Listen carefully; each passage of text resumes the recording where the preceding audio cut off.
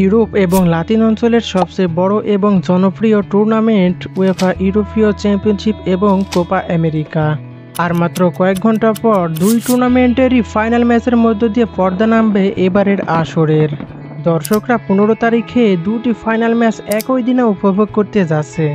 তাই ফুটবল প্রেমীদের জন্য দিনটি হবে এক অনন্য দিন, যেখানে উত্তেজনা, প্রতিযোগিতা এবং আনন্দের জোয়ারে ভাসবে পুরো পৃথিবী।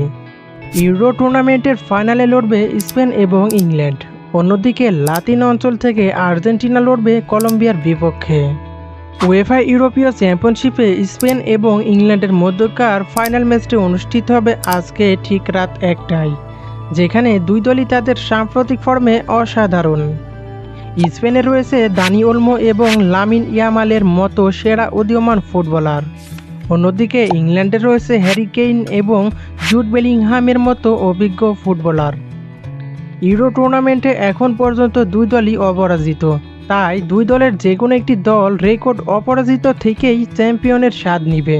উয়েফা ইউরো কাপের ঠিক 5 ঘন্টা পরেই শুরু হবে কোপা আমেরিকা 2024-এর ফাইনাল ম্যাচ। সকাল 6টায় আর্জেন্টিনা এবং কলম্বিয়ার মধ্যকার এই ফাইনাল ম্যাচটি ফুটবল প্রেমীদের জন্য অন্যরকম এক আকর্ষণ, যেখানে মেসির নেতৃত্বে আর্জেন্টিনা তৃতীয়বারের মতো চ্যাম্পিয়ন ট্রফি উঁচে ধরতে প্রস্তুত রয়েছে।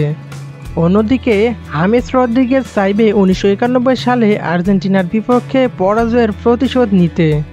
উয়েফা ইউরোর মতো এরাও টুর্নামেন্টের অপরাজিত দুই দল, তাই ফুটবল প্রেমীরা 15 তারিখে দুটি উত্তেজনাপূর্ণ ফাইনালের সাক্ষী হতে যাচ্ছেন তার বলার অপেক্ষা রাখে না।